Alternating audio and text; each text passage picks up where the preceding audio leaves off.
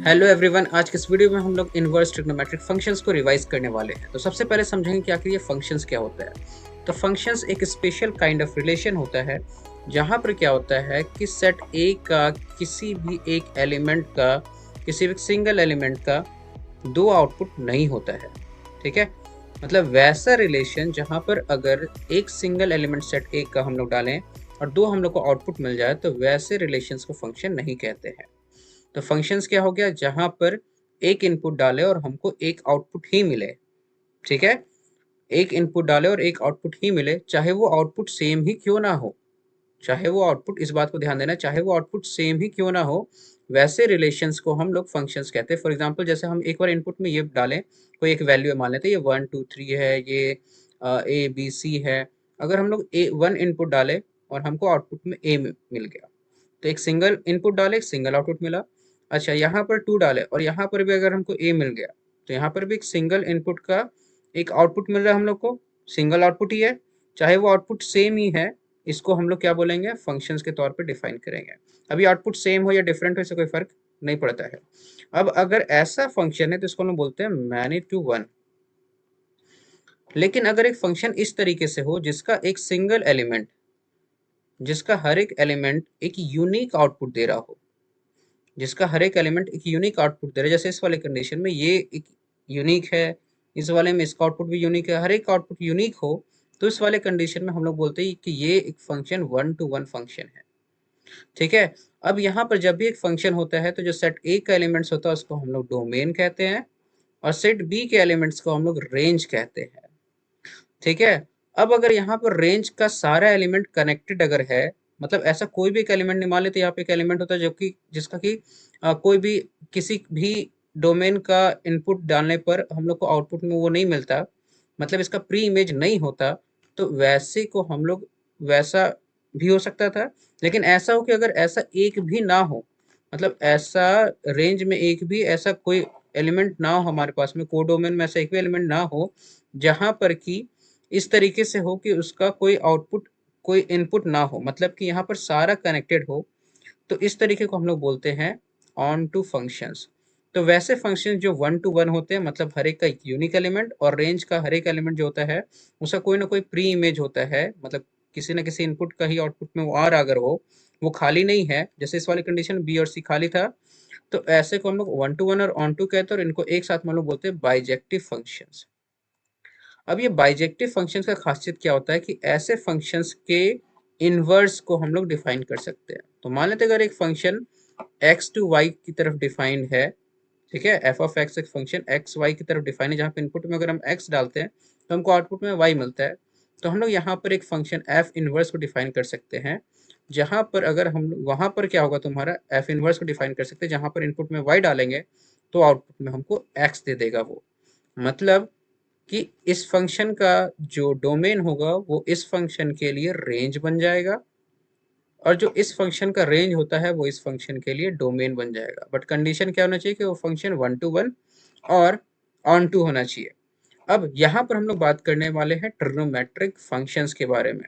तो trigonometric functions के बारे में अगर हम लोग देखें, तो जो साइन फंक्शन होता है, हम लोग एग्जांपल में साइन को ही समझेंगे और फिर उससे बाकी सारे को रिलेट कर लेंगे। तो साइन फंक्शन को अगर देखें हम लोग, तो इसका जो डोमेन होता है वो कंप्लीट आर होता है, और इसका जो रेंज होता है हमारा वो -1 से 1 की तरफ होता है।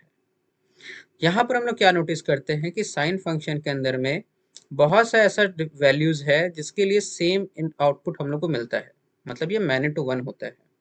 लेकिन हम लोग क्या करें कि एक खास इंटरवल ले लें, एक खास इंटरवल ले लें। फॉर एग्जांपल, जैसे हम इसका बात करें कि साइन जीरो भी हमारा आउटपुट में जीरो देता है, साइन पाई भी जीरो देता है, साइन 2 पाई भी जीरो देता है, तो यहाँ पर क्या देख रहे हैं, मैनी टू वन है। लेकिन अगर एक हम खास यहाँ पर डोमेन चूज कर ले, इस डोमेन का एक खास इंटरवल ले लें, जो कि यहाँ पर -π/2 से लेकर π/2 भी ले सकते हैं, या फिर π/2 से लेकर 3/2 भी, 3π/2 भी ले सकते हैं। तो एक खास डोमेन के अंदर में मान लेते हैं अगर हम इस डोमेन को चूज करें, -π/2 से लेकर के π/2 के बीच में, ठीक है, तो क्या देखते हैं कि यहाँ पर हर एक एक सिंगल हमारा इनपुट का एक सिंगल आउटपुट मिलता है। मतलब इस डोमेन के लिए ये फंक्शन ऑन 1 to 1 भी होता है और ऑन टू भी होता है। मतलब हम लोग इस इंटरवल में इसका इन्वर्स फाइंड आउट कर सकते हैं। ठीक है। अच्छा, इस इंटरवल के लिए फाइंड आउट किया जा सकता है, बट हम लोग इसके बारे में बात करेंगे। इसको बोलते हैं प्रिंसिपल वैल्यू ब्रांच। ठीक है, तो यहाँ पर क्या डिफाइन होगा, साइन इनवर्स ऑफ एक्स। तो साइन इनवर्स क्या फंक्शन हो गया हमारा कि यहाँ पर जैसे कि साइन ऑफ एक्स क्या होता था, मान लेते हैं यहाँ पे साइन एक्स जो हमारा है, तो यहाँ पर हम लोग एक्स की जगह पे कोई एंगल पुटअप करते थे तो हम लोग को आउटपुट में एक वैल्यू मिलता था वाई। ठीक है, जहाँ पर एक्स जो हो गया हमारा, वो हमारा बिलोंग करता था, यहाँ पर प्रिंसिपल वैल्यू अगर ले लें तो -π/2 से लेकर π/2 के रेंज में, और आउटपुट में -1 से लेकर 1 आता था हमारा। अब हम लोग यहाँ पर एक और फंक्शन डिफाइन कर सकते हैं, sine inverse of y is equal to X. यहाँ पर इनपुट में हम लोग ये सारे वैल्यूज देंगे और हम लोग को आउटपुट में क्या मिलेगा, हम लोग को आउटपुट में एंगल्स मिलेगा। अब ये एंगल्स -π/2 से लेकर π/2 तक भी हो सकता है, 3π/2 से लेकर के π/2 से लेकर 3π/2 भी हो सकता है, बट हम लोग इसको चूज करेंगे, इसको हम लोग प्रिंसिपल वैल्यू ब्रांच कह रहे थे। आई होप कि ये सब कुछ समझ में आ गया होगा। तो अगर हम लोग साइन इनवर्स के बारे में बात करें, तो साइन इनवर्स के लिए जो हमारा डोमेन होता है, मतलब जो इनपुट होगा वो -1 से लेकर 1 के बीच में होता है, लेकिन वहीं पर जो हमारा रेंज होता है, ठीक है, वो रेंज हम लोग यहाँ पे प्रिंसिपल वैल्यू को लेंगे तो ये क्या हो जाएगा, -π/2 से लेकर के π/2। तो आई होप कि ये समझ में आ गया हो कि किस तरीके से हम लोग इन सारी चीज़ों को लेकर के डिस्कस कर रहे हैं। वैसे ही अगर हम लोग कॉस इनवर्स के बारे में बात करें, तो जो कॉस इनवर्स होता है वो डिफाइन होता है हमारा, ये भी आउटपुट में -1 से, मतलब कि इसका भी इनपुट में डोमेन सेम है, -1 से लेकर 1, और इसका रेंज होता है प्रिंसिपल वैल्यू का, वो 0 से लेकर पाई के बीच होता है। वैसे ही tan इनवर्स के लिए अगर हम लोग बात करें, तो यहाँ पर ये डोमेन जो इसका r होता है, मतलब यहाँ पर रियल नंबर का कोई भी वैल्यू पुटअप करेंगे तो ये आउटपुट में इसका भी हमारा जो रेंज होगा वो -π/2 से लेकर के π/2 तक होता है। वैसे ही अगर हम लोग बात करें कॉसेक इनवर्स के लिए, तो कॉसेक इनवर्स में तुम्हारा हम लोग का क्या हो जाएगा, ये रियल नंबर के सारे वैल्यूज के लिए डिफाइन होगा, सिर्फ -1 से लेकर के 1 के बीच का, मतलब यहाँ पे रियल नंबर के सारे एलिमेंट के लिए डिफाइन होगा, -1 से लेकर के 1 को, -1 से 1 के अंदर का जो एलिमेंट्स उसको छोड़ करके। जैसे ये रियल आर मतलब रियल नंबर का सारा नंबर हो गया, यहाँ पे हम लोग सब्ट्रैक्ट कर रहे हैं क्या, -1 से लेकर 1 तक का एलिमेंट्स को, जहाँ पे -1 और 1 इंक्लूडेड नहीं है, मतलब इसके अंदर के एलिमेंट्स को। क्योंकि आउटपुट में कॉसेक जो होता है हमारा, वो हमेशा क्या देता है, मैक्सिमम अगर हम लोग उसके ग्राफ को नोटिस करें तो वो क्या होता था हमारा, ऊपर में देखें तो ये हमारा इन्फिनिटी से लेकर के 1 तक में देता था, और माइनस में हमारा माइनस इन्फिनिटी से लेकर -1 तक के बीच में वैल्यूज को देता है। ठीक है, ये बात समझ में आ रहा है। तो यहाँ पर हम लोगों ने क्या बात किया कि रियल नंबर के सारे वैल्यूज पे ये डोमेन इसका डिफाइन, मतलब इसका डोमेन होगा, -1 से लेकर 1 के बीच के पार्ट्स को छोड़ दिया जाए तो, और इसका आउटपुट में हमको क्या मिलेगा, -π/2 से लेकर के π/2, ये आउटपुट में मिलेगा। ठीक है, जहाँ पर कि 0 जो है वो नहीं होगा, क्योंकि 0 अगर इनपुट डालेंगे, 0 अगर हम लोग को रेंज चाहिए कॉसेक इनवर्स में, तो यहाँ पर जो टर्म आता था, हम लोग याद करें, ध्यान दें, तो कॉसेक में अगर हम लोग यहाँ पर 0 पुटअप करते थे तो ये कॉसेक 0 कितना देता था, ये नॉट डिफाइंड होता था। ठीक है, तो अगर यहाँ पर हम लोग अगर वो एलिमेंट डाले जो डिफाइंड ही नहीं है कॉसेक इनवर्स में, तब जाके 0 आएगा, तो ये पॉसिबल नहीं है। वैसे ही सेक इनवर्स के लिए अगर हम सिंपली डिफाइन करें, तो ये भी आर में डिफाइंड होगा, -1 से लेकर 1 को छोड़ दे, और इसका जो आउटपुट होगा वो 0 से लेकर, रेंज होगा 0 से लेकर पाई होगा, एक्सेप्ट π/2। ठीक है, वैसे ही अगर हम लोग tan इनवर्स को डिफाइन करें, तो tan इनवर्स जो होगा हमारा, वो होगा कंप्लीट रियल नंबर के, सॉरी tan इनवर्स तो हम लोगों ने बात कर ही लिया। कॉट इनवर्स को अगर हम लोग डिफाइन करें, तो कॉट इनवर्स के लिए आर जो हो जाएगा पूरा, और ये 0 से लेकर पाई तक इसका रेंज होता है। अब इसको ध्यान रखना है हमेशा, इन सारे टर्म्स को, इन सारी चीज़ों को। अब आगे हम लोग नेक्स्ट, तो अब हम लोग यहाँ पे देखें तो साइन इनवर्स ऑफ -x को देखें हम लोग, तो minus of sine inverse x देता है, जहाँ पर x का वैल्यू हम लोग जाने की बिलोंग करता है -1 से लेकर के 1 के बीच में। वैसे ही tan इनवर्स ऑफ -x जो होता है हमारा, वो माइनस को बाहर कर देगा, और ये minus of tan inverse x दे देता है। वैसे ही कॉसेक इनवर्स ऑफ -x लिखे, तो यहाँ पर ये minus of cosec inverse x दे देगा। इस बात को ध्यान देना है कि ये तीनों फंक्शंस कुछ ऐसा फंक्शंस है जिसके अंदर से माइनस अगर रहा तो ये माइनस को डायरेक्टली बाहर कर देता है हमारा। ठीक है, एंड अगर यहाँ पर हम लोग माइनस नेगेटिव वैल्यूज पुटअप करेंगे तो ये सीधा नेगेटिव वैल्यूज को बाहर कर देगा, और फिर उसके बाद सिंपली हम लोग साइन इनवर्स ऑफ x निकाल लेते हैं। ठीक है, और इसमें एक और बात करें नोटिस, तो इन सब का जो हमारा रेंज था वो था -π/2 से लेकर के π/2 के बीच में, जो प्रिंसिपल वैल्यू हमारा जो था। वैसे ही अगर हम लोग बात करें cos inverse of minus x को लेकर के, तो ये pi minus cos inverse x दे देता है अगर नेगेटिव वैल्यू रहा, क्योंकि ये सारा जो लाई करेगा वो सब सेकेंड क्वाड्रेंट में लाई करने वाला है। तो यहाँ पर हम लोग पाई माइनस कॉस इनवर्स एक्स के रूप में इसको लिखते हैं। ठीक है, क्योंकि इन सब का अगर हम लोग नोटिस करें, जो रेंज होता है वो कहाँ से कहाँ होता है, 0 से लेकर पाई के बीच में लाई करता है। ठीक है, तो यहाँ पे पाई माइनस कॉस इनवर्स एक्स हो जाता है, इस बात को ध्यान रखना है बस।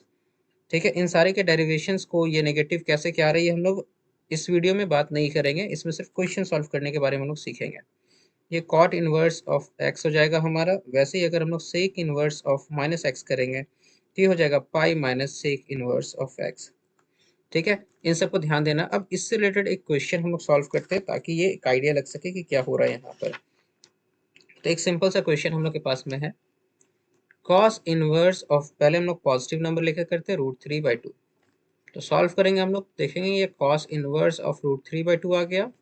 तो ये क्वेश्चन क्या पूछता है हमारा, इसको दो तरीके से सॉल्व किया जा सकता है, एक तो लेट वाई लेकर के, या फिर सिंपल अगर हम लोग देखें तो ये पूछता है कि कॉस इनवर्स ऑफ √3/2 मतलब किस एंगल के लिए कॉस जो होता है वो √3/2 देता है। तो इसका आंसर क्या हो जाएगा, सिंपली ये हमारा √3/2 देता है 30 डिग्री के लिए, मतलब π/6 के लिए। या फिर इसको ऐसे भी कर सकते हैं, लेट एक्स मान लेते हैं इसको हम लोग, तो let cos inverse √3/2 is equal to x. ठीक है, दोनों तरफ अगर हम लोग कॉस ले ले तो ये कॉस ऑफ कॉस इनवर्स जो होगा हमारा, ये सिर्फ यहाँ पर वो कैंसल्ड आउट हो जाएगा, यहाँ पर कॉस ऑफ एक्स बचेगा, तो cos x is equal to √3/2, और cos x is equal to √3/2 को लिख सकते हैं cos of π/6 is equal to cos x, तो यहाँ से एक्स बराबर आ गया π/6। ठीक है, ये दोनों तरीका सेम, मतलब ये डायरेक्ट हम लोग इसको सॉल्व कर सकते हैं। वैसे ही अगर हमारे पास में क्वेश्चन आ गया tan ऑफ माइनस √3, तो इसका क्या वैल्यू होगा। तो tan ऑफ माइनस √3 जो होगा ना, यहाँ पर हम लोग देखे थे कि tan ऑफ माइनस एक्स जो होता है वो minus tan inverse of minus x जो होता है वो माइनस tan इनवर्स एक्स हो जाता है।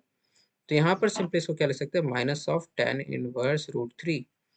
ठीक है, अब यहाँ पर इसका मतलब क्या है, इस क्वेश्चन में क्या पूछ रहा है कि tan के किस वैल्यू के लिए हमको, tan के किस एंगल के लिए हम लोग को आउटपुट में √3 मिलेगा। तो यहाँ पर ये किस एंगल के √3 मिलता है, ये मिलता है हम लोग का 60 डिग्री के लिए। तो यहाँ पर ये 60 डिग्री को क्या लिख सकते हैं, माइनस ऑफ π/3। तो ये π/3 जो हमारा वो फोर्थ क्वाड्रेंट में लाई कर रहा है, माइनस ऑफ π/3। आई होप ये क्लियर हो रहा होगा। अब हम लोग आते हैं नेक्स्ट काइंड ऑफ फॉर्मूलाज के बारे में बात करेंगे यहाँ पर, जो कि यहाँ पर होगा हमारा, सबसे पहले देखेंगे हम लोग sine inverse of x plus cos inverse of x is equal to π/2 होता है। ठीक है, sine inverse of x plus cos inverse of x is equal to π/2 होता है। इसको जल्दी से हम लोग एक बार प्रूफ करके देख लेते हैं कैसे। यहाँ पे नोटिस क्या करें हम लोग कि ये दोनों का एंगल सेम होना चाहिए, तब इसको यूज करें हम लोग इस रिलेशन को। तो हम लोग मान लेते हैं कि साइन इनवर्स ऑफ एक्स जो है वो y के बराबर है। तो उस वाली कंडीशन में x बराबर लिख सकते हैं साइन ऑफ y। ठीक है, x बराबर साइन ऑफ y हो गया हमारा। और क्या लिख सकते हैं हम लोग, और हम लोग x को क्या लिख सकते हैं, तो साइन y को लिख सकते हैं cos ऑफ 90 माइनस वाई, क्योंकि cos 90 minus theta sine theta ही होता है। ये बात क्लियर हो रहा है। यहाँ पे π/2 माइनस वाई लिख दिया हम लोग इसको। तो यहाँ से हम लोग क्या देख सकते हैं कि इसको, इस cos को इधर भेजे तो ये क्या हो जाएगा, cos inverse of x is equal to π/2 of minus y. तो अगर हम लोग साइन इनवर्स x और cos इनवर्स x को ऐड करें तो क्या देखेंगे हम लोग, ये हो जाएगा y प्लस π/2, और cos inverse x π/2 minus y, तो π/2 minus y plus y minus y cancel हो जाएगा, ये π/2 के बराबर आ जाएगा।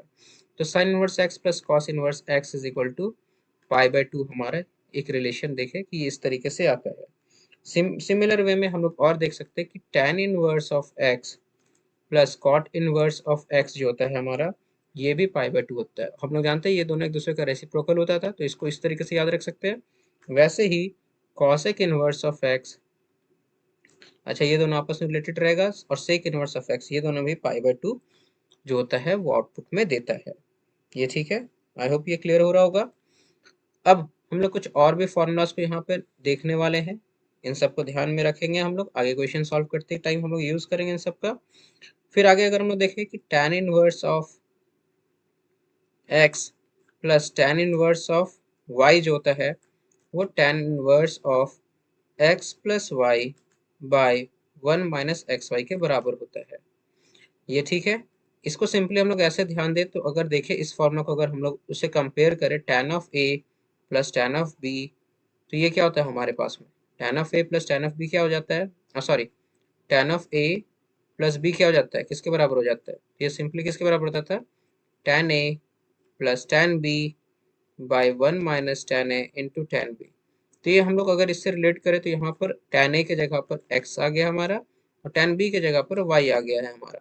ठीक है, तो ये सिंपली इसी तरीके से tan inverse of x plus tan inverse of y रहा।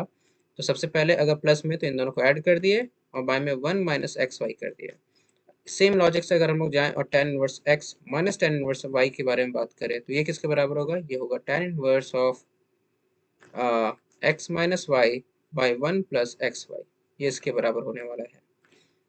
फिर आगे अगर हम लोग बात करें 2 tan इनवर्स ऑफ x, ठीक है, 2 tan इनवर्स ऑफ x, तो ये किसके बराबर होगा, अगर हम लोग साइन के टर्म में देखें तो sine inverse of 2x by 1 plus x square के बराबर होता है। ठीक है, ये किसके बराबर हो गया, one sine inverse of 2x by 1 plus x square के बराबर हो गया। ठीक है, अगर वैसे ही हम लोग आगे देखें तो 2 tan इनवर्स x जो होगा हमारा वो किसके बराबर हो जाएगा, cos inverse of 1 minus x square by 1 plus x square. अगर हम इसको थोड़ा सा प्रूफ करना चाहे तो कर सकते हैं इस चीज को, इस रिलेशन को।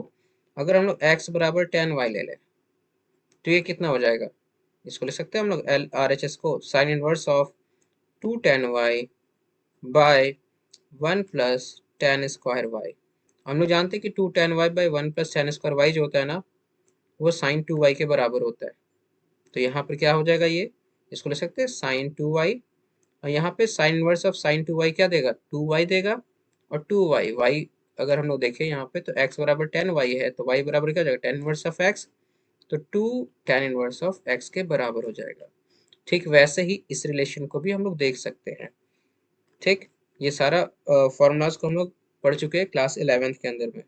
वैसे 2 tan इनवर्स x को अगर हम लोग सिर्फ x के फॉर्म में लिखना चाहे तो उसको लिख सकते हैं tan inverse of 2x by 1 minus x square. ठीक है, तो ये सब कुछ इंपॉर्टेंट रिलेशन था जिसको ध्यान देना है हम लोग को आगे क्वेश्चंस को सॉल्व करने के टाइम पर। अब हम लोग आते हैं और कुछ क्वेश्चंस को नोटिस करते हैं, सॉल्व करते हैं और देखते हैं और समझते हैं यहाँ पर कि कैसे क्वेश्चंस को सॉल्व करना है। सो फर्स्ट ऑफ ऑल जो हमारा क्वेश्चन होगा वो कुछ ये क्वेश्चन है। क्वेश्चन हमारे पास में दिया हुआ कुछ इस तरीके से, tan inverse of cos x minus sin x by cos x plus sin x। ठीक है, ये एक रिलेशन दिया हुआ हमारे पास में।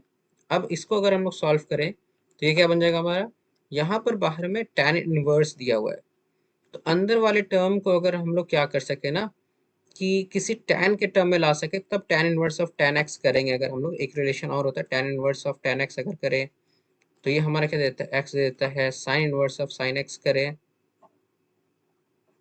तो ये भी हमारा x दे देगा हमारा। ठीक है, बट वैसे ही cos inverse of cos x करें तो वो x दे देता है हमारा। ठीक है, तो यहाँ पर अगर हम लोग ध्यान दें तो tan inverse of cos x minus sin x by cos x plus sin x है।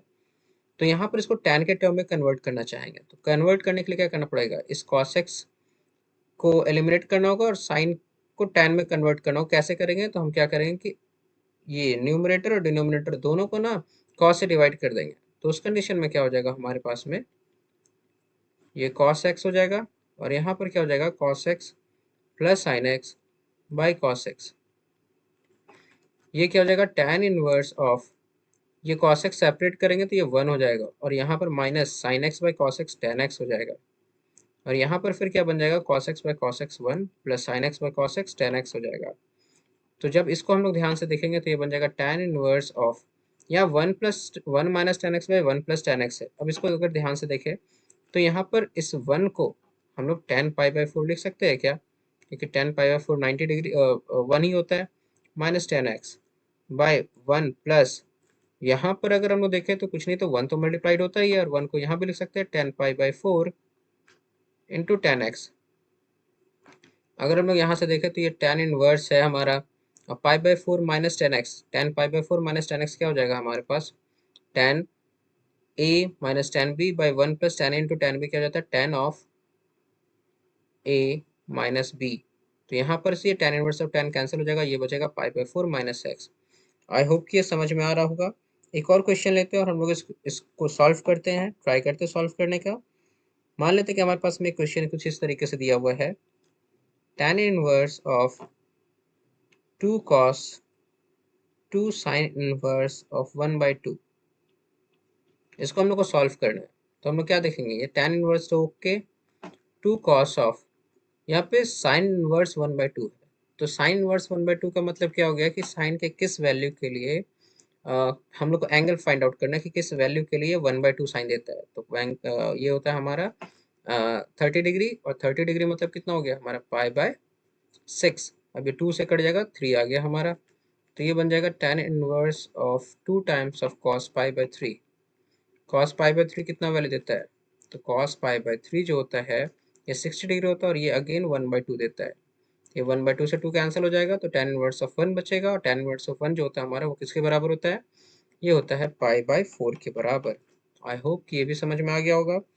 और एक लास्ट क्वेश्चन हम लोग सॉल्व करेंगे, एक इंपॉर्टेंट क्वेश्चन है एनसीईआरटी का, tan of 1 by 2 sine inverse of 2x by 1 plus x square plus cos inverse of 1 minus y square by 1 plus y square.